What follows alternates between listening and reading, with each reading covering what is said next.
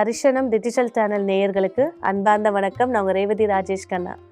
தைப்பூசம் சொன்ன உடனே வெற்றிவேல் முருகனுக்கு அரோகரா, சக்திவேல் முருகனுக்கு அரோகரா, ஞானவேல் முருகனுக்கு அரோகரா. முருகரே ஞானவேலை சக்தி கிட்ட வாங்கினதே இந்த தைப்பூச திருநாள் தான். அப்போ வேலுக்கு உண்டான மகிமைகள் என்னென்ன? அதாவது இதை கொஞ்சம் ஜோதிடமாக கொண்டு போகும்போது பார்த்தீங்கன்னாக்கா, இந்த சூரனை வதம் செய்கிறதுக்காக வேல் வாங்கும்போது பஞ்சபட்சி சாஸ்திரம் உருவானதும் இந்த வேல் பூஜையில் தாங்க. அதாவது முருகப்பெருமான் சக்தியை நோக்கி நிற்கிறா. அவர் என்ன செய்கிறது நான் வதம் செய்கிறதுக்குன்ற போது ஆயுதத்தோடு கொடுக்கப்பட்ட கலை பஞ்சபட்சி. சரி, இந்த வேல் பூஜை அப்படிங்கிறது எங்கெல்லாம் பண்ணலாம், எந்தெந்த இடத்துல பண்ணும்போது சித்தியாகும், வெற்றியாகும்? கண்டிப்பாக இந்த வேல் பூஜைகள் வந்து கம்பெனிகளில், ஆஃபீஸ்களில் பண்ணக்கூடாது. வீட்டில் பூஜை ரூமில் பண்ணுறது சிறப்பு. கோவில்களில் நடைபெறக்கூடிய வேல் பூஜையை போய் பார்க்குறது மிக சிறப்பை ஏற்படுத்தி கொடுக்கும். முருகன் கிட்ட இருக்கக்கூடிய வேல் நம்ம எல்லாருக்கும் தெரியும். வேல் இந்த சிம்பல், முக்கோண சிம்பலில் இருக்கும். இன்னொரு வேல் இருக்குது, வஜ்ர வேல்னு இருக்கும். அது எதிரிகளை, கெட்டவர்களை, கர்மா செஞ்சவங்களை அழிக்கிறதுக்கான வேல். அது சூரனை வதம் செய்யும் போது வஜ்ரவேல், அதாவது 3 லேயர் வரும், அதுதான் வஜ்ரவேல். ஞானவேல் வந்து இப்படி இருக்கும். அதனால தான் முருகர் கையில் எப்போவுமே ஞானவேல் இருக்கும். ஆக்ரோஷமாக இருக்கக்கூடிய திருப்போரூர் முருகரை போய் பாருங்கள், கையில் வஜ்ரவேல் இருக்கும். அவரோட முகமே இருக்காது திருப்போரூர் முருகரில், ஏன்னா அவ்வளோ கோபமாக அவர் இருந்தாராம்.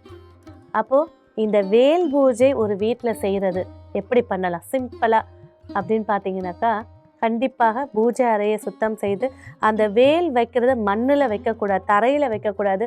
ஒரு மனையோ இல்லை ஒரு தட்டோ வைக்கணும். கண்டிப்பாக 3 வகையான அபிஷேகங்கள். மொத்தம் வேல் பூஜைக்கு வந்து 51 வகை அபிஷேகங்கள் இருக்குது. நம்மளால் முடிஞ்சது 11 பண்ணுங்க, இல்லை 3 பண்ணுங்க போதும். மிக முக்கியமானது, அவருக்கு ரொம்ப பிடிச்சது பஞ்சாமிர்தம். பழங்கள் 5 பழங்களை வச்சு தேன் ஊற்றி வெல்லம் கொண்டு போட்டு கல்கண்டு கொஞ்சம் போட்டு அதை கையால் மசிச்சு அதை அபிஷேகம் பண்ணுங்க. அடுத்தது பால் அபிஷேகம், அடுத்தது சந்தன அபிஷேகம். சந்தான பாக்கியத்தை ஏற்படுத்தி கொடுக்கும் இந்த வேல் பூஜை. ஸோ அபிஷேகங்கள் செஞ்சு கற்பூர ஆராத்தி, தூப ஆராதனைகள்லாம் காட்டி பச்சை கற்பூரம் போட்டு வழிபாடு செய்கிறது சிறப்புகளை ஏற்படுத்தி கொடுக்கும். மிக முக்கியமானது என்ன தெரியுங்களா, இந்த வேல் பூஜைக்கு அப்படின்ற போது வேல் பூஜை முடித்த உடனே ஒரு எலுமிச்சம்பழத்தை அந்த வேல் மேலே சொருவிடணும். ஏன்னா அதோட எனர்ஜி வந்து நம்மளுக்கு வந்து பாதுகாப்பை ஏற்படுத்தி தரணும். அதுக்காக ஸோ சொருவி வச்சதுக்கப்புறமா மிக முக்கியமானது, இங்கே நெய்வேத்தியமாக வைக்க வேண்டியது கதம்ப சாதம் அல்லது பால் பொங்கல் வச்சு, வெத்தலைப்பாக்கு வச்சு தேங்காய் பழம் உடச்சி வச்சு, இங்கே வைக்கக்கூடிய பழம் செவ்வாழை பழம். எப்போவுமே நம்ம மஞ்சள் பழம் தான் வைப்போம்.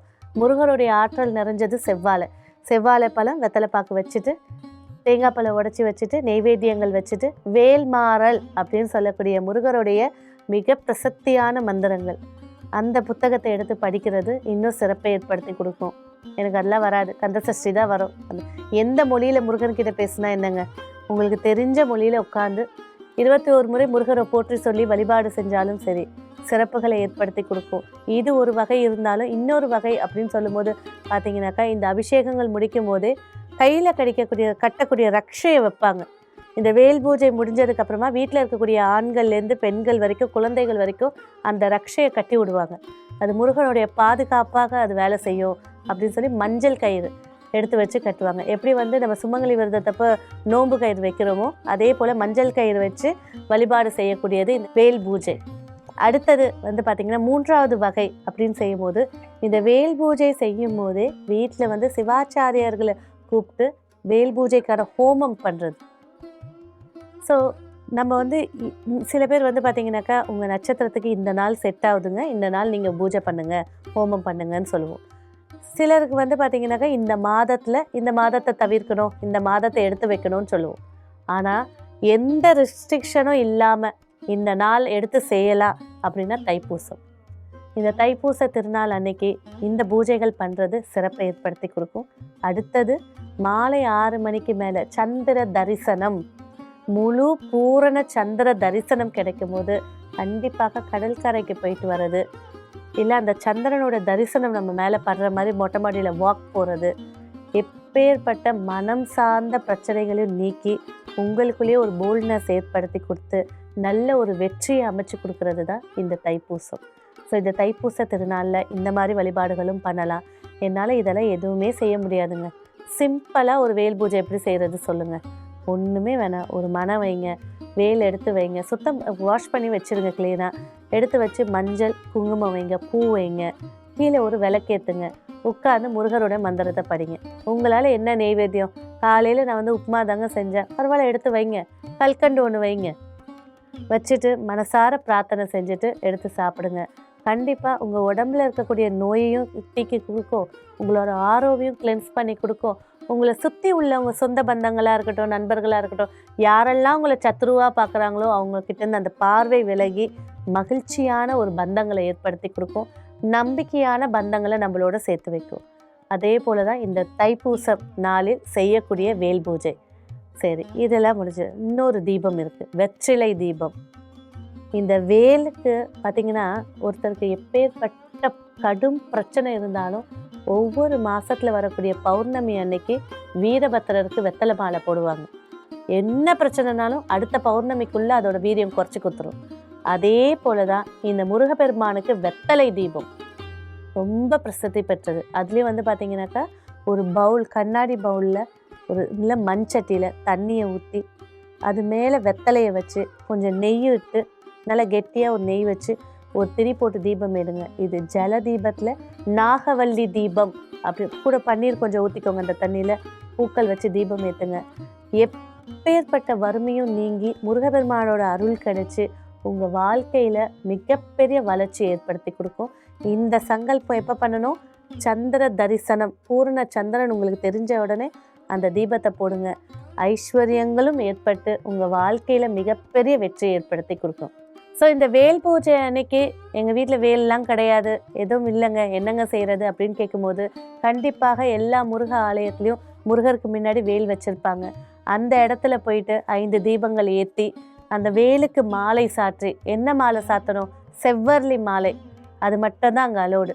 ஏன்னா உக்கிரத்தனம் வாழ்ந்த இடத்துல இந்த மலர்கள் போடும்போது மிக மகிழ்ச்சி ஏற்படுத்தி கொடுக்கும். ஸோ இந்த மாலை சாத்தி தீபம் ஏற்றிட்டு கண்டிப்பாக முடிஞ்சால் ஒரு நெய்வேத்தியம் வச்சு அங்கே உள்ளவர்களுக்கு கொடுத்துட்டு நமஸ்காரம் பண்ணிட்டு வர்றது இன்னும் சிறப்புகளை ஏற்படுத்தி கொடுக்கும். ஸோ 2வது விஷயம் பார்த்திங்கனாக்கா இப்போ உள்ள நிறைய விஷயத்தில் இந்த செய்வனை, பில்லி சூனியம், திருஷ்டி பார்வை, குழந்தை வீட்டில் அழுதுகிட்டே இருக்குது, வீட்டுக்குள்ளே எல்லாம் தனியாக ஒரு பாண்டிங்கே இல்லை, அந்த மாதிரி சொல்லக்கூடிய வீடுகளில் கண்டிப்பாக வேல்கள் வைக்கலாம். வேலுடைய அளவு எவ்வளோ இருக்கணும், கண்டிப்பாக இதுக்கு மேலே ஹைட் இருக்கவே கூடாது. இதுக்கு மேலே இருக்குன்னா நெய்வேத்தியங்கள் அளவுலாம் ஜாஸ்தி பண்ணி கொடுக்கும், தீபத்தோடைய அளவுகள் ஜாஸ்தி பண்ணி கொடுக்கும். ஸோ கண்டிப்பாக இந்த அளவுக்கு வேல் வாங்கி வச்சு தினைக்கும் தீபம் ஏற்றி வழிபாடு சங்கல்பம் வைங்க. இந்த தைப்பூசத்தன்னைக்கு தீபத்தை ஸ்டார்ட் பண்ணுங்கள். அடுத்த வருஷம் வரைக்கும் உங்களால் முடிஞ்ச வாரத்துக்கு ஒரு நாளோ இல்லை டெய்லி ஏற்றினா கூட இன்னும் சிறப்பு வச்சு நெய் தீபம் ஏற்றும் போது உங்கள் குடும்பத்தில் பிரிந்து போனவர்கள் இல்லை பிரிகிற மாதிரி இருக்காங்க, என்னோடய பையனும் பொண்ணும், என்னங்க செய்யலாம், இந்த வேலை முழுசாக நம்பி சிம்பிளாக இந்த தீபத்தை ஏற்றி வழிபாடு செய்யும்போது கண்டிப்பாக பந்தங்கள் ஒன்று சேரும், குடும்பமாக வாழக்கூடிய வாய்ப்புகளை ஏற்படுத்தி கொடுக்கும், பிரிந்தவர்கள் கூடுவதற்கு வாய்ப்புகளை ஏற்படுத்தி கொடுக்கும். இந்த வேல் பூஜை மூலியமாக மிக எளிமையாக ஒருத்தர் வளர்ச்சி அடைய முடியும்னா நிச்சயமாக முடியுங்க. சிம்பிளாகவும் வழிபாடு செய்யலாம்.